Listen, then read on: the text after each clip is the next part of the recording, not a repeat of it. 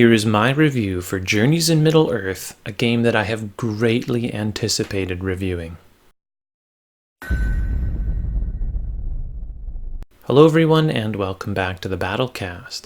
I am doing my review for Journeys in Middle-earth. A huge shout out to Fantasy Flight Games for sending me this review copy. Thank you so much for supporting the channel. Lord of the Rings Journeys in Middle-earth is a cooperative legacy adventure game that uses a player deck instead of dice and leans heavily on an app for a new take of a genre that has become somewhat saturated. This game is for 1 to 5 players for ages 14 and up and plays between an hour and an hour and a half. Its designers are Grace Holdinghouse and Nathan Hadjic. I review games based on gameplay, components, and fun factor. Let's go ahead and start with gameplay. Lord of the Rings Journeys in Middle-earth at its essence is similar to other big-name games of this genre like Gloomhaven or Mansions of Madness. All players are on the same team, and they can take 2 actions per turn. This can be moving, interacting, or attacking, and you can do the same action twice. There are 6 unique characters that come in this game, each with their own stat line, passive ability, and even their own character cards, which do a really nice job of kind of bringing out the personality of the character. Some of the heroes in this game you will know, some of them you might not. There are 6 unique roles in this game that fill important aspects of any fellowship. Journeys in Middle-earth takes place the majority of the time on this top-down map called the Journey Map. This map is partially preset, but partially procedurally generated. The game comes with 22 double-sided tiles of varying sizes that can fit together in an innumerable amount of ways. On this journey map, players venture forth into the fog of war, revealing more tiles and ultimately trying to complete a specific objective unique to that adventure. Journeys in Middle-earth can also take place on the battle map. The battle map is a zoomed-in version of the journey map consisting of 2 square boards, each board broken up into 5 sections. Here there is little exploring and a lot more fighting.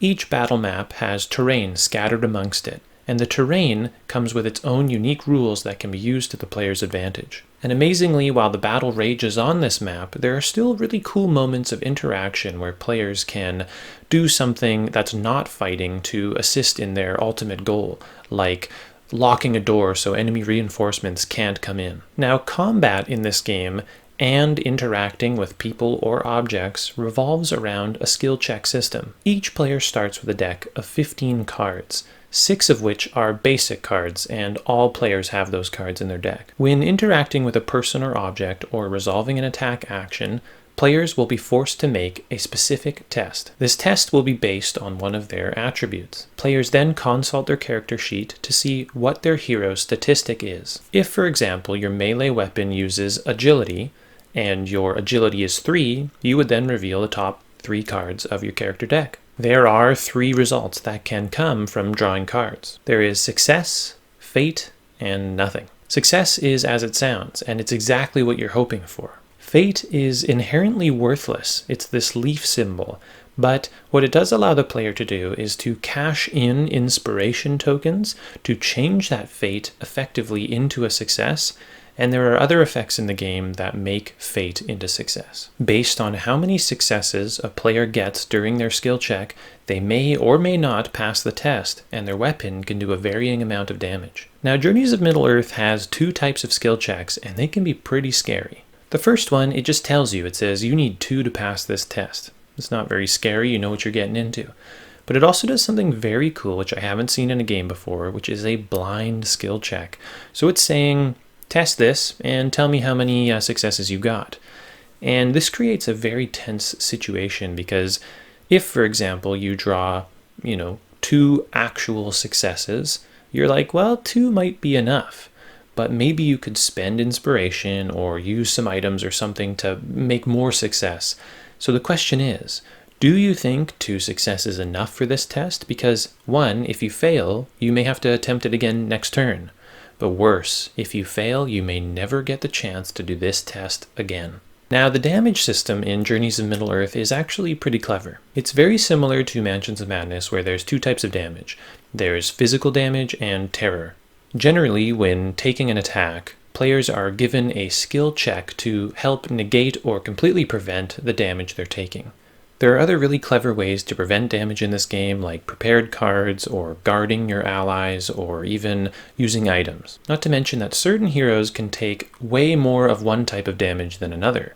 For example, Bilbo can only take 3 melee damage, while he can also take 7 terror damage. When you suffer damage, players draw cards equal to the number of damage they took from the corresponding damage deck. Now, unless otherwise instructed, you're going to draw these cards face up, and face up, the cards will either tell you to flip that card back down, in which case it becomes just a regular damage, or they might instruct you to do something else.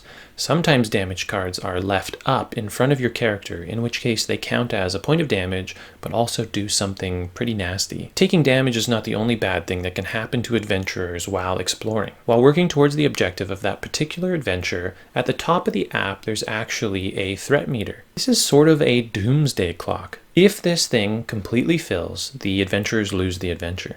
Players can also lose the adventure if one of their members dies. As the threat meter fills up towards your eventual demise, there are other things happening called threat events. Now these are clearly indicated on the threat meter and trigger when the threat meter reaches them. Players can actually click on these icons to get a little hint of what's maybe to come. These events can be spawning random monsters or sudden attacks out of the blue. They really keep you on your toes and definitely help move you towards your goal. If the party does lose an adventure, this doesn't mean it's game over. This game implements what's called failing forward. So if you do fail an adventure, you actually still progress to the next adventure, except now there might be something different later coming on. For example, maybe you didn't kill a bad guy, well, he might come back to haunt you. Now, if you missed this in the opening, Journeys in Middle-earth isn't just using an app.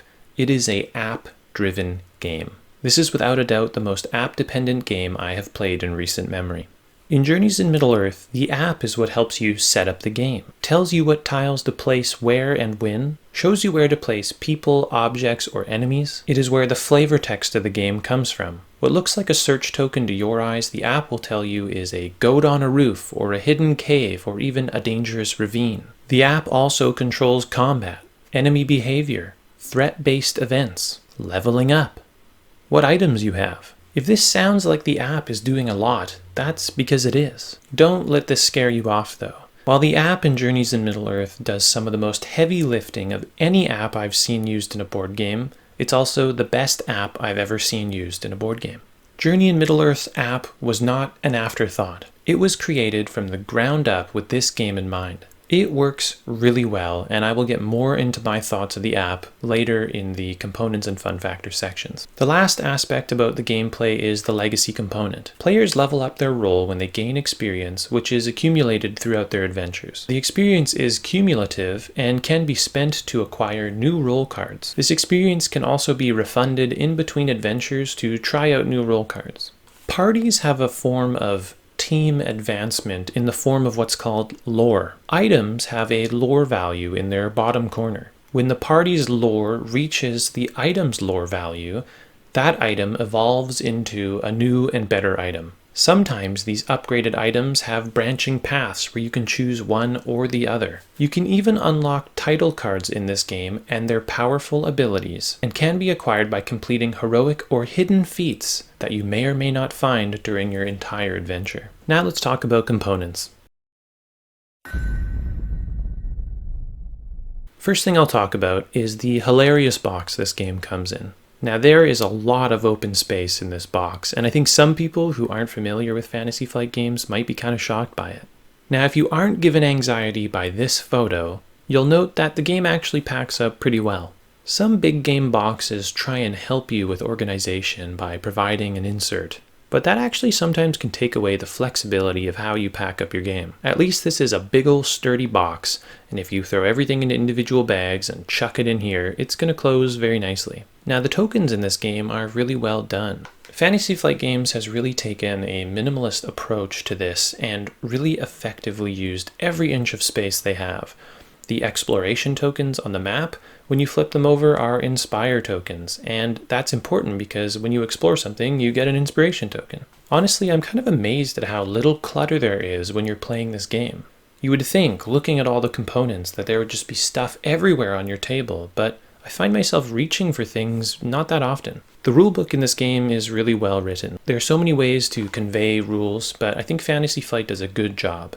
They have one rulebook that teaches you how to play the game, and then they have a second alphabetized rulebook where everything is in there. So once you know how to play, if you need to look something up, you just go look it up and you'll find the answer. Now, like any game with so many interacting parts, there are going to be outlier situations where you're just going to have to consult a Facebook group to get your answer. Generally, I find the writing of this game to be of good quality. They keep things short so you're not spending too much time reading, but they have enough descriptive language so that you feel like you're fully aware of where you are and the uniqueness of the various areas of Middle-earth are fully expressed.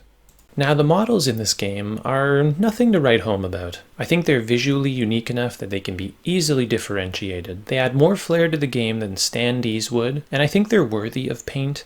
A lot of community members have been making these things look really good. On the whole, they're not the most detailed sculptures that you can find on the market, but they're very sturdy and they're solid plastic, and if these things fall on the ground, they're not going to break. The map tiles in this game are awesome. This is such a clever system for creating a highly replayable game. When we saw Fantasy Flight Games stream, we couldn't really see the detail on these tiles, and I think a lot of people were like, oh, what's the point? They all look the same. However, when you get them in person and you look at them in finer detail, I think you'll be surprised at just how detailed they are. Does the search token in your space mention a bridge? Well, look at the map tile. You might be surprised there's a bridge on that tile. The battle maps fulfill their purpose well. I find them a bit visually disappointing, and the 2D terrain that doesn't always seem size appropriate, like walls that don't fully prevent your hero from attacking around them, to be a little funny. I sort of wish that these battle maps were broken up into more spaces to allow for a more tactical combat. However, the game is well balanced around this use of space. Quality of the cards in this game are nice. I sort of dislike the small cards, but I understand why FFG made this choice. The art of all the cards is generally good quality. I think if you've played other Lord of the Rings games of Fantasy Flight games, you're going to see a lot of recycled art here. Of particular note, though, are the damage and weakness cards. These things have lovely, beautiful art that really pops on them. It's too bad seeing one is always a bad thing. Now let's talk about Funfactor. This game is fun. And it's not as easy as you may think having looked at the gameplay stream or even reading the rules yourselves. I consider myself a good overall board game player, and I got tuned in my first battle map experience. While doing 2 actions per turn may seem easy, it's what you do before the turn that really matters. Preparing cards is way more complex than I initially thought it would be. It's a really easy to grasp mechanic, but I think it's really hard to optimize. While at face value you're drawing cards for the symbol in their top corner, every card has text and something it can do when prepared. Preparing cards thins your deck. It compensates for weaknesses, allowing you to test stronger attributes while making a weaker skill check. It gives you innate skills that are very powerful. However, for every prepared card you have, you might be taking away success from your deck. Overall, I found this system to be really deep and very well done. The blind skill check mechanic in this game makes for difficult decisions. The damage system in this game is hilarious. 70% of the time, you're just going to look at a card and flip it face down, no big deal. But sometimes it can be the perfect storm that leads to your ruin. Take, for example, the Rage Affliction, which is actually a terror damage. While this card is up, you can't prevent melee damage. That is crippling. Overall, I think the app plays very well. After playing Gloomhaven through its entirety, I don't know if my soul was ready for a commitment like that.